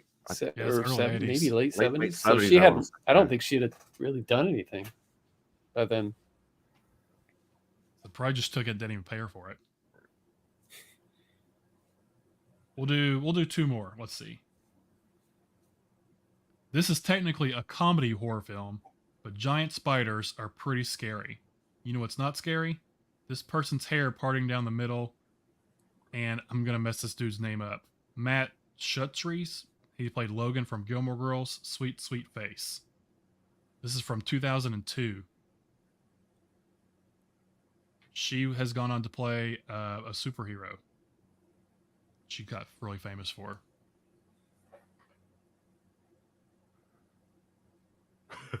Wait a This minute. is technically a comedy horror film about giant spiders. Oh, Is it I I eight-legged didn't, I Freak? didn't see that movie. The movie is You called got- Eight-Legged Freaks. Yeah, Eight-Legged Freaks. I did not see Eight-Legged Freaks. Who was in that? It wasn't like David Arquette in that or something? he was in it, but I don't Yeah. remember He was in anybody it. else. Yeah, She's got red hair. and she She's in became a all the- superhero. She's in all the Marvel movies. All the Marvel. I know. Who is it? GP? Gwyneth Paltrow? No, She's not in in Marvel movies. No. Yes. What are you talking about? Gwyneth Paltrow is in the Marvel movies. Is Yeah, she? she's I've in- never. She's Iron Iron Man's Oh, girl. well, no, that's not who I'm talking about. She's one of the main like Avengers.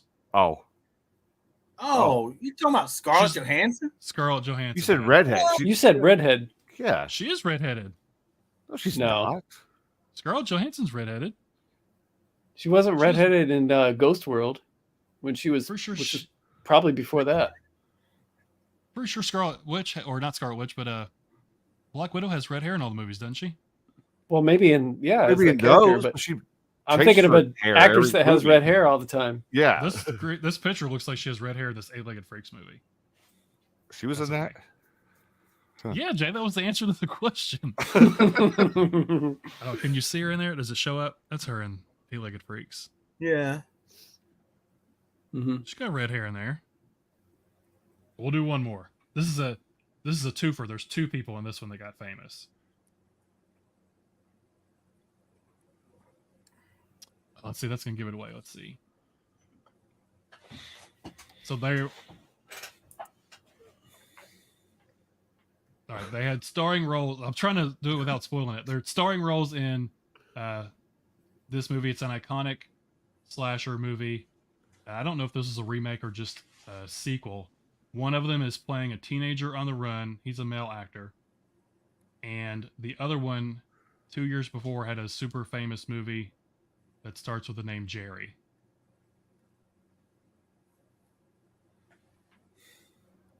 What?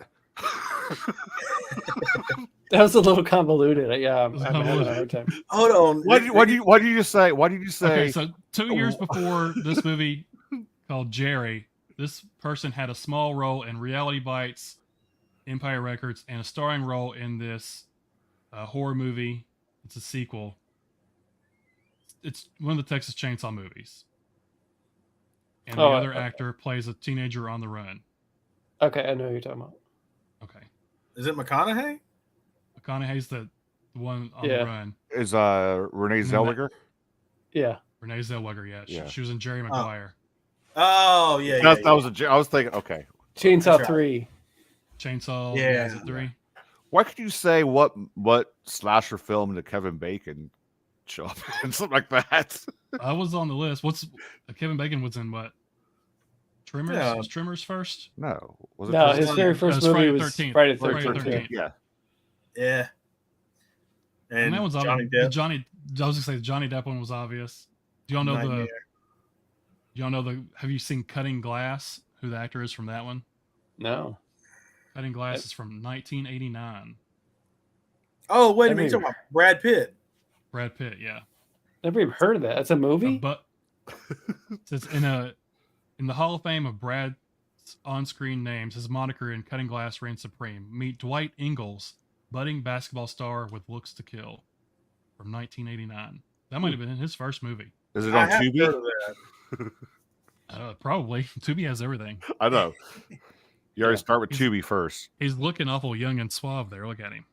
Young Brad Pitt. Yep.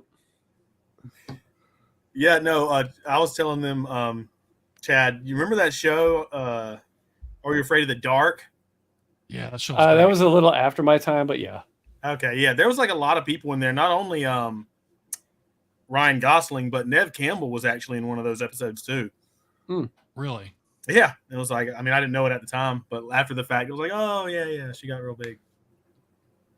And well, you did way better than I would have done on that. I would have had no idea any of those people's names. All right, I did okay. You did okay. You did pretty good. All right, You are an survived. expert on that. You survived. You did. Yeah. Hey, some people don't know any of the answers to any of the questions we asked. So you got at least one right. You're doing way better than most everybody else. I'll take it. Yeah, Do you watch a lot of horror movies? Are you a big horror movie fan? oh yeah, of course. And like, in fact, like I used to write to music, but here lately I actually write to movies and stuff. But you got to pick just the right movies, something that won't grab your attention. Like I put on Heat one night, that Robert De Niro movie. Mhm. It was over. Like it was Yeah. 3 hours gone, because it sucked me right back in. But if you like Amityville Horror, Exorcist, like these run on a loop in the background, so they're just my comfort movies, you know. Wow. Do you ever worry writing to a movie that'll in some way like influence you, like in a way you don't want to? Like, you know, if you're watching The Exorcist and you start putting stuff from The Exorcist in your book by like subconsciously or anything? No, not subconsciously. A lot of times I'll put it in, like if I'm looking for a character's name, and like one time I was watching Fargo, and I was writing a scene with a cop, and anyway, it was like I needed a name, boom, took it, and in this way, because it's kind of like it's like these are my little scrapbooks, you know, the novels, and so when I read them, I'll remember where I was when I wrote that scene and stuff. It won't mean anything to anybody else, but it'll kind of take me back to that place. So it's great actually, because the thing with songs is that, you know, you'll get all this emotion for like 4 minutes, and it's like, I'm really grooving here writing, and then you like replay it, but eventually it goes on, and then it's like Raspberry Beret starts playing, you know, and it just totally crashes the mood. So with a movie, you can set, I put on Eyes Wide Shut, I'm set for 3 hours, you know. So it's very chill. Interesting. I don't know if I could do that. So I've heard a lot of people writing to music, but never writing to movies before. It's good. Yeah. Well, I used to drink when I was listening to music, and then, you know, I got sober. And so it was like, it kind of brought back memories listening to music. And so it just sort of happened organically that I started playing movies, and it stuck. I might go back to listening to music. I actually have this box set of like all 9 or 10 Led Zeppelin albums that my buddy gave me. And I want to do like, what did Jack Black call it? The Zeppathon, where you listen to every album all the way. Like, I want to write a whole novel where all I listen to is the 9 albums of Led Zeppelin on repeat. But otherwise, the movies are doing it for me. I don't know if I could do Eyes Wide Shut though, because it's a lot of distracting scenes. No, that's what you would think. There's like 5 minutes of distraction. Hey, we're all guys. I'm being honest, right? I mean, talking about the character boobs, Jay. Is that what you're talking about? yes. Go back to Chad's new story with boobs. Everybody loves them. Everybody loves them. Yeah, but yeah, love. Oh, have y'all seen the new Talk to Me movie? No, I didn't even heard of it, but I've seen everyone talking about it. I didn't even know. I probably won't see it till it comes streaming somewhere. I hadn't seen a trailer for it or anything. You haven't seen a trailer for it? You got it. Yeah, I saw the trailer for it in like Evil Dead Rise, and it immediately looked like, oh, this is like, I told my buddy immediately, like, this looks good. Now they might ruin it. It might be terrible. I don't know, but the premise looked like, yo, this actually looks original. I'd like to go see this. It's an A24 film. I can guarantee you right now it's not going to be bad. Yeah. I've been hearing it's good. Lots of people on Twitter and stuff have been saying it's good. Yeah. Yeah, that's what I've heard. Speaking of A24, didn't Midsummer, Hereditary, all that stuff is in that A24? What do you like, Chad? What do you think about those movies? I love them both. I prefer Hereditary.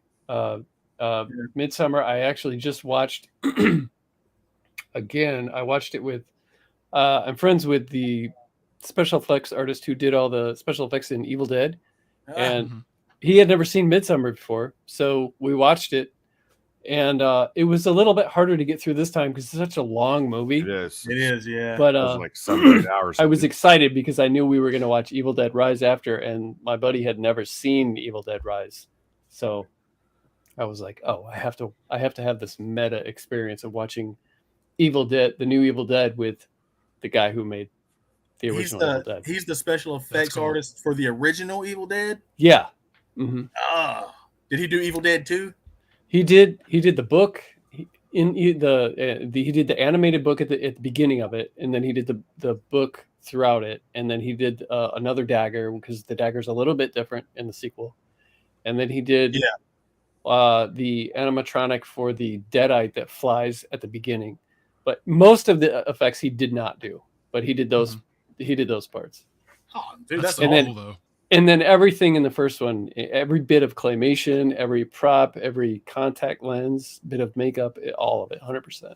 Wow. Yeah. Oh man, I see Tessa asking about Beau is Afraid. Have y'all seen Beau is Afraid? Not yet. Not. Looking forward to it though. Oh man, yeah, I finally watched it. It's very crazy. It's a good 3 Joaquin hour. Phoenix? Is that Joaquin Phoenix? But it's by the guy that, you know, did Midsummer and Hereditary. Yep, Ari Aster. And like, to me, that's just as much a masterpiece as Oppenheimer. I mean, I'm just saying. I've seen both of them. I've seen both, and Bo is pretty crazy. But Is the it a trailer horror that movie? I Is it saw? supposed to be a horror movie, or is it just something different? Ish, Ish. like Okay. yeah, something like that. The trailer. I'm not a big fan of Midsommar and Hereditary. They were fine, but I was like, You don't like Hereditary? I thought it fell apart.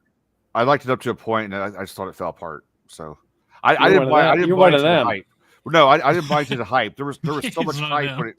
when it first came out. There was so much hype. Oh, this is the next Exorcist. No, it's not. Let me tell you something, if I may. You may. That whole Exorcist, the next Exorcist, has been they've been saying that for decades about every other horror movie. Oh that no, comes out that I you know, see. but when Hereditary came out, that's all I heard about that. It was just so. I know, but great. you got to ignore that. But I will tell you this: that's the closest. The Hereditary for me was the closest where it's like, okay, I can see why they would say that. It's the only time it felt like fitting to say that for a movie for the last 4 decades that they've been saying that. Then this I is thought scary. it fell apart. I just got to a point where I'm like, okay, it should have ended half hour ago. It just fell apart. Half hour ago. Yeah. So you didn't want to see any of the climbing on the ceiling or knocking her head on the head. It was not nearly as good as people thought it was. So, Oh man, my opinion. I mean, Nate, take what you want, but it was not anywhere. Whew. No. This is when Jay and Chad are really not friends anymore. Yeah. Now you're the enemy. Now. What do you think of it? It follows. I liked It Follows. Okay. So I think Hereditary and It Follows are the two best movies that's probably come out in the last 20 years. I really liked It Follows. I like the whole premise of it. Dude, carried out. y'all got to see the guy that did It Follows. He has this other movie that nobody's ever seen, Under the Silver Lake. Yeah. And dude, that's a great movie. Nobody ever talks about it. It's very hard to find. But well, it's not a horror movie. Maybe that's why they don't. No, like I can't find anybody who's ever even seen it or heard of it. Like even outside the horror realm, like it never happened. I need to rewatch It Follows. I didn't dislike it, but I was like, okay, it was fine. I didn't hate it, but I didn't love it. Oh, yeah, I loved it. It was like a precursor to Stranger Things. Wait, you didn't think it was a masterpiece? I didn't think it was a masterpiece. I didn't dislike it. I didn't think it needed to be a half hour shorter, but I was like, that was fine. Okay, maybe not a half hour, but still. Jay, Tessa wants to know what you think is the next Exorcist. Why is there got to be a next Exorcist? Though? Ginger Snaps is the next shut Exorcist. Up. Yeah. Oh my gosh. But why does there got to be a next Exorcist? Why? Because Blumhouse is putting one out. That's why. Dude, Blumhouse. Don't get me started on Blumhouse. They're the opposite of A24. Yeah, they just pump out stuff just to be pumping it out. I will say, I gotta go back and look at what all I've watched from A24 because I feel like they're hitting. You made Hamelin leave. He's like, whatever, I'm done. Yeah. We had a guest just leave just now. Great. Yeah. I will say the trailer for the new Exorcist doesn't look terrible. It looks okay. It looks better than I thought it would, except for what's her name, Ellen, whatever her name from the original Exorcist. Her part looks like it might get a little cheesy. I think it's where they're bringing the mom back instead of Reagan. Yeah, I just don't. I got no faith in it. I don't understand why they're doing that. Not many movies hold up for that long, especially scary movies, and still be scary. Just leave it alone. Yeah. Well, Blumhouse, do they do all the new Michael bring Myers? Bring back Reagan. Just bring back Reagan and let her be the one that's got the experience and all that stuff. You know, Linda Blair? No. I would say she probably wouldn't do it. It'd work better than who they have. At least it's the original actress, though. Is the new Exorcist a movie or a miniseries? I don't even know. It's a movie. It's supposed to be a trilogy. Oh, is it really? Yeah. So they're gonna draw it out. Yeah. There's Deceiver, I think is the new one, or Believer, right? And then Believer, and then Repeater. I don't know what the third one is. Ellen Bernstein's coming back as the mom. Yeah. Yeah. Where's Reagan? She's not in it. As far as the trailers are. That's what I'm saying. Put her in it, so she was the main one. Maybe she'll be in the sequel. You guys apparently have not seen Exorcist 2 with Linda Blair as Reagan, because it is one of the worst movies ever made. I didn't bother with that one. I haven't seen man. that. I feel like the Blumhouses, they're cutting out all the sequels, right? It's just this is a sequel to the original one, is what they're doing. I don't think the second one counts anymore. I don't know, man. Like they did with the Halloween movies. I was trying to explain the Halloween movies to somebody because I watched H2O the other night. I like H2O, but they take it that she's the sister of Michael Myers, which is from Halloween 2, circa 1980 or whatever it is. I love Halloween 2. Love it. You mean circa 1980 version or the original Halloween 2? Yeah. Yeah, me too. Yeah, I just watched it. Love it. I was saying, those. But it's so weird that the first Halloween, they did the 2018 version, which is a direct sequel, and then they did H2O, which was like a direct sequel to number 2. So you got all these like different timelines, universes. Yeah, different timelines. Yes. It's so convoluted. Yeah, and most of them are actually horribly terrible movies. And why did they do that in Resurrection? Like first scene, it was like, what did you do? I don't want to say what they did. Is that the Busta Rhymes one? Yeah. That's the worst one. That's scene awful. They did like, why would you do this? There's nothing against Busta Rhymes, but like the Haunted House Michael Myers one was terrible. That's awful. Yeah, Busta Rhymes doing karate on Michael Myers. That's comic book stuff, man. I actually liked the 2018 Halloween. I didn't think it was bad. I liked it quite a bit. I liked it too. The sequel was terrible, and the third one was awful. I didn't like the 2 sequels. I like them all. Final one yet? Yeah, I like them all, but the third one was my least favorite, and I'm still unsure about it. But I like the setup with the kid at the beginning. That was dark, fast, like really dark for. Oh yeah.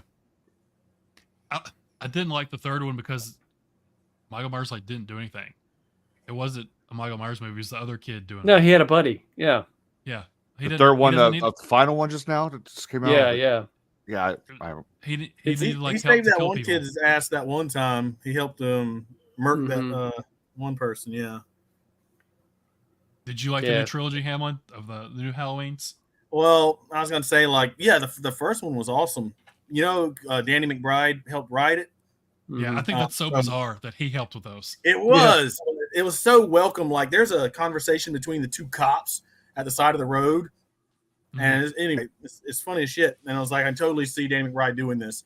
So I love that. Like, I agree. Number 2 was not so great. But number 3, I didn't like initially. Dude, I'll be putting that one on still now. Like, once you accept that it's not really about Michael Myers, I'm cool with it now. And it has a whole vibe that's just different than the other ones. And I've learned to adjust to it. So yeah, I'll put it on. I think they should have flipped. The third one should have been the second one, and the second one should have been the third one. Yeah. I think there's too much thought into the Halloween series. This is ridiculous. I'm a huge Michael Myers fan. I am too. The second one was fine, except for was his Danny? What's the kid's name that's all grown up? Yeah. Tommy Doyle. Tommy Doyle was terrible. I didn't even know that was Anthony Michael Hall till like I was done watching the movie. Yeah. If they would have cut all that tonight, guys, I would have liked the second one. And then the slow motion fight scene at the end was stupid too. It looked like a music video. Yeah. All the townsfolk around him, they're like trying to burn him with an iron and all this stupid. I was gonna say that one lady standing over there with the iron. It was is this this slapstick? It's just gonna slap him with it. What are we doing here? But it was all right. Paul Shepard's got a comment, and it's like 4:00 in the morning where he's at. Have you all seen the movie Cradle of Fear? I feel like I've seen Cradle of Filth. I think I'm thinking of something different. I'm thinking of Some of All Fears. So no, Cradle of Filth, the band.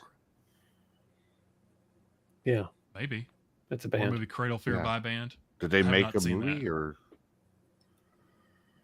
Cradle of Fear? Now we're going to look it up on Tubi. I haven't heard of that one. Apparently, it's horrible. So Jay will probably love it then, and then anything that's really good, Jay doesn't like. Okay. I guess it's a 2001 film, and it is on Tubi. Hey, there you go. Jay, you got to get a sponsorship from Tubi as much as you shout them out all the time. And the thing is, like, my list is so huge, I haven't had a chance to watch anything on it. Like, we have like every streaming device possible, and like the list is never ending on each one. And I end up watching The Office. You should hear me on Final Guys podcast. Every week I just spout poetically about Tubi, and I'm known as the Tubi guy because I'm always bringing the Tubi movies that I watched that week to the table. Yeah, love Tubi. If they charged as much as Netflix did, I would. I mean, it's free, but if they charged $20, I'd probably pay it every month. It's so bad it's good, kind of. All right, right. Well, this episode totally turned into movie chat. Yeah, yeah. I was say, is Shudder still a thing? Is that still around? It's still around, right? I pay for that every month too. And like I mean to shut it off like every now and then. Paramount or Prime or something, isn't it? Do what? Isn't it like linked in with like Prime or something? You get it by it's standalone. At least it's both. You can get it through Prime or standalone. Well, so we've got Prime, and I see the Shudder movies all the time. So I thought. I mean, most of the streaming things you can get through Prime if you just want it that way. But it's like I mean to shut my Shudder off before I get charged each time, because if I'm not watching anything, I'd shut it off and I always forget. I'm like, oh, okay, well, here's something I haven't watched. Mm-hmm. Yeah, that's what I'm doing with like Paramount Plus, because that's the only place that has Twin Peaks. So it's like, all right, I'll just pay for a month, and now I'm just watching everything else they have on Paramount Plus while I have it. Yeah. And then I'll return to Tubi or whatever it may be. I'm due for another Twin Peaks run through. Yeah, I'm on like season 3 now, and I had no patience when I watched it the first time. It was so slow, but once you understand what's going on, it's like, this is gold. How many seasons were there? It's 3. There was 3. 3. Okay. I can't remember if there was 3 or 4 with the original. There was There's 25 years. The third one's 25 years later. Right. Yeah. But like I'm on episode 8 now. Have you seen it, Chad? The Return? Man. Yeah. I've seen that once, but I've seen the other ones twice. Yeah.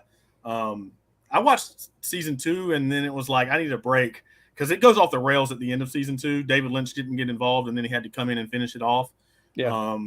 Because they made him reveal the killer and stuff. But anyway, episode 8 of The Return is like amazing. It actually involves that bomb, Trinity, the Oppenheimer test nuclear bomb. Like Lynch was already talking about this, like, except for him, it opens up kind of a rip in space time where with the beings come through or whatever, Bob, all this. It's very cool once you understand the symbols and whatnot.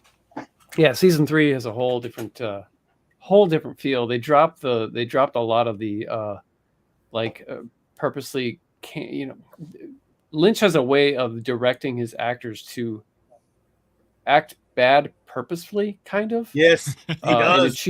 In a cheesy sort of way. It's I don't know what he tells them, but it's like, I want you to act really good about acting bad or something. I don't know. It's so true. Yeah. Like the pause. But season 3 is not it's just such a darker tone than the first 2 seasons.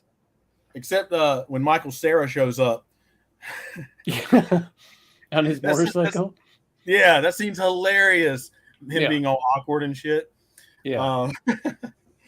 But Cooper doesn't even show up for like the whole season. That bummed me out, man, because he was my favorite. It bummed me out. Yeah, I was like, I don't want to see this. How does nobody react that he's so stupid the whole time? But then you watch it, it's like, this is not exactly reality. This is Lynch world reality.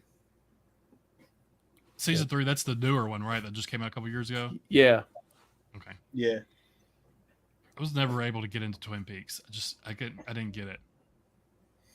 I can understand that. I personally watched love it all the way through with my wife, but I was just like, I don't see the appeal of it. I think that if you go in with, I think people go in sometimes with expectations and don't realize how unique it's supposed to be. And that if you're expecting something traditional, you're not going to get it here. This is different. Like, I liked all the Laura Palmer mystery, and then after that, I was just like, I I wasn't digging it anymore. I guess just- season 1 just the Laura Palmer stuff. Yeah, I love the just the randomness of David Lynch, and it rubs off on a lot of the stuff that, especially Skullface Boy, when I would have eyeball characters for no reason whatsoever doing something very strange. That all comes from scenes from Twin Peaks, Wild at Heart, Blue Velvet. He'll just randomly throw something in there that's like, wow, dude, I don't know where you came up with that, but that is wild and it makes no sense. Yeah, I love that. And do you ever throw any just wild stuff like that in yours? Just random? if I can manage it.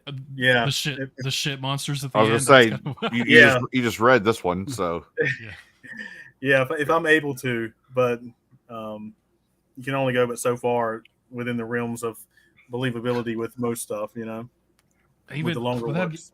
without giving anything away, even Alex was super weird in this. And I don't want to say what was going on with him to spoil it, but he was a super interesting, weird character. well, Yeah. he's. Don't give it away. I'm not giving it Yeah. away. I'm just, Everything when he you did try was to- strange. Say what? Everything that Alex did was strange. Yeah, he was a fun kid. That whole stuff about the moon dust when he's watching his parents sleep. Oh man, I was just most of the time I'm just cracking myself up actually. So I was just like, I found that hilarious. I was expecting something else during that part. I was waiting for something that you Bad could to happen. a direction you could have went. I was like, oh gosh, this is going to be kind of bloody. And it was. Oh yeah, I need to do an extended version because he would have definitely went diving into their dreams. Yeah. That would have been a whole nother like sidebar, but got to keep it concise.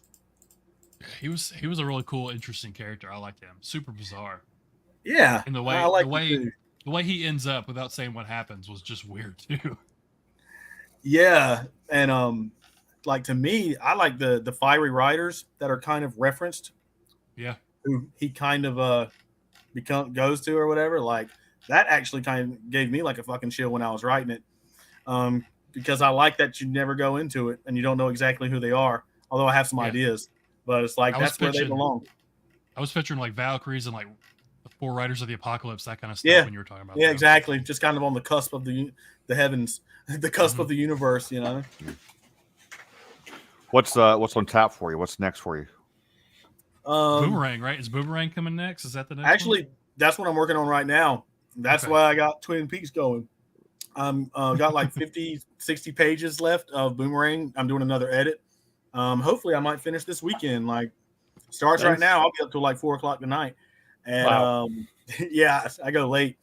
And then I'm just gonna be shopping things around and seeing. Usually I have a little carousel of novels, and it's good to take a step back, work on this one, then come work on that one.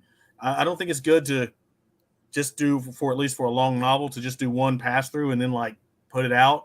Like, no, you need to set it aside for a couple months, work on something else, come back, rinse, repeat, and do that a couple of times. So you kind of got a carousel going. How many books do you have done that are sort of in that carousel right now?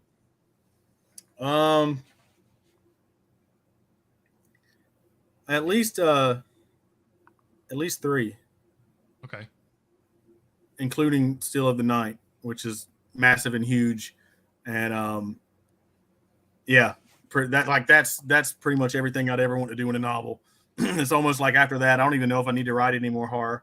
It's like Stephen King, how Stephen King would say, I pretty much said everything I need to say in that. But it's like possession themed. Okay. And like it's the next Exorcist, Jay. Be on the lookout, man.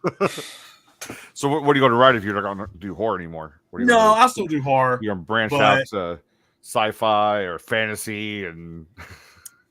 No, I like doing more like dark literary stuff. Like, have y'all ever heard of Wolf in White Van? No. By Josh or John Darnielle. He's also a musician. He's in the Mountain Goats. Like, this is a very fucking dark book, but it was nominated for like, I don't know, the Pulitzer or something. But it's very dark. So I enjoy like literary and then kind of go off in there. Character stuff, but definitely, I mean, still horror. I don't really do too much science fiction or fantasy or anything like that. Mm-hmm. What's the big one? Your sort of opus. What's that one called again? Still of Night. Is that what you said? Still of the Night. Still of the Night. What's that one about? If you can tease anything. Well, basically, it's like this guy, which this spirit has sort of been riding for a long time, and using him as a tool, he kind of comes to his end, and it's sort of about how the spirit has to leave him and take up residence in somebody else, which happens to be this teenage boy. And so, you get to involve. I love writing about teenagers, and so you get to do the teenage stuff, but there's a whole cast of characters. So I got the adults all around. So it's just jumping all around, but it's how that spirit sort of works in this town to, put the screws to everybody, but especially through this one kid. And, I've read a lot about possession, and stuff like that. So it's not hokey possession stuff. It's basically more based on things that I've actually read because I just enjoy reading about it. So I just put it in here. And like, to me, this is one of the most realistic possession books I've ever come across. Like it's probably about 500 pages, something like that. But dude, I freaking love it. I can't wait for it to come out whenever that may be. And is the is Piper House, is this your press, your imprint that you put your stuff out? Yeah. Okay. I like the little Piper guy on there. You ever think about putting anybody else out, or is that just for you? More so just for me, I guess. Okay. Yeah. Yeah. I'm not trying to go into like indie publishing and stuff like that. But I mean, with that on there, it makes it seem more like you didn't self-release it. So yeah, exactly. Yeah. Like working at the library, I've come across a lot of self-published books, and that's definitely, there's some things I definitely did not want it to look like. Yeah. So I try my hardest to make it look like any other book that you'd find anywhere else. Mm-hmm. And the formatting above I just have the two. I don't have double vision, but the formatting on both these looks really good. And I love the mass market paperback size of this. Yeah, me too. It's great. No, thank you. Yeah, it worked. How did you make this size? That's through Ingram. Okay, that's what I thought. Yeah, they actually have a lot of different sizes and stuff like that. And it really worked out well for that one, but the size of DRENCRoM, which is the more standard size, that's where you can actually, they got that weird sort of paper that I think Max uses a lot in Perpetual or Ghoulish, and that thin sort of paper, Right. You can actually use that for those books, but for whatever reason, they don't have it for this size of WAYWARD SUNS, which I totally would do. I would love that, but they don't have it for that. So I've gotten to learn Ingram sort of, from working with it. So it's sort of natural just to put it out myself, especially DRENCRoM. I was like so hot to put that out and put something out that it was pretty much a whirlwind. And thankfully, Adrian is a very quick worker. He does good stuff real fast. He does great stuff. I wish more people would put out sizes like this. I love this old mass market size. I'd like to do that too, but I've never used Ingram before. And at least most of my stuff is I put it out myself, but not that size.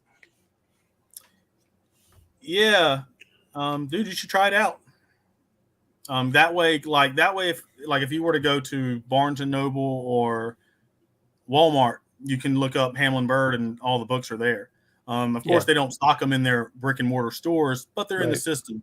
And when I was I initially did double vision through Amazon, and then once I realized that nobody will ever, bookstores, nobody will ever carry it because Amazon's their competition. So it was a whole hassle to pull it off of Amazon and get it set up with Ingram. It was a nightmare. And I've so I only use Amazon for strict Kindle stuff now, and everything else I go through Ingram. I've gone wide before, and it's so much harder to get seen. I definitely saw a drop in sales no more page reads because I'm not, Kindle Unlimited, and it was hard to.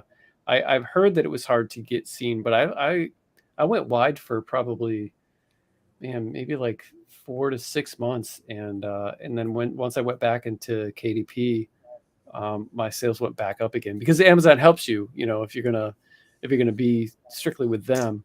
And, Yeah. But yeah, I've never done anything with the Ingram. I've thought about it, particularly when my wife and I just published a couple of children's books, and we were going to do that because they had more of the size that we wanted. The size we ended up using that Amazon provided worked out just fine, but and I didn't want to deal with a learning curve at the time, I guess. Yeah. Ingram can definitely be, if you make a mistake, it can be that's another thing. It can be costly. And I remember working with a publisher before who they're like, they caught an error once too late that they had made, and that it cost them $25. And then there was something wrong with the cover. It cost them another $25. Whereas something, I can change my thing at any point for free on Amazon. All right. Yeah. Ingram just changed their thing. Now it's like completely free again to upload anything. Really? Yeah. It was like $50 maybe to do a paperback and ebook or whatever. Yeah. They rolled it back. Now you can do anything for free.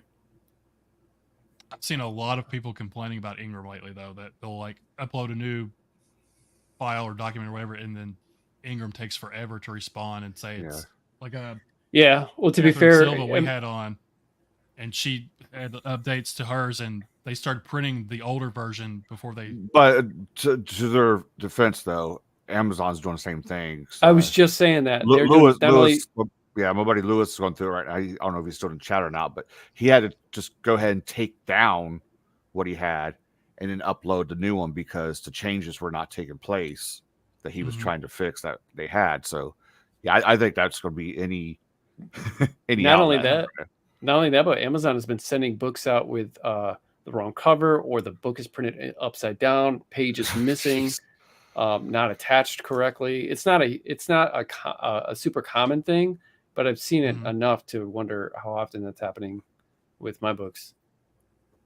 And talking about how long it takes with Ingram to get responses and stuff, like, yes, basically don't ever make a mistake. Because that's the slogan. Ingram, don't ever make a mistake. Like, once you enter that realm of having to try to contact them, you're on, you're on a whole other different journey now. So try to get it right the first time, for real. We're gonna lose that sponsor. Yeah, right. This show would never get a sponsor ever. Yeah. All right, Hamelin, thanks so much. We appreciate you stopping by. This has been an interesting episode. We went all over the place. Is this what you expected when you came in? Just about, yeah. I would hope so, since he's watched before. We got music, movies, all kinds of stuff, and I think I watched y'all's very first episode. I mean, I remember when y'all were sitting in with don't talk Nikki, about that.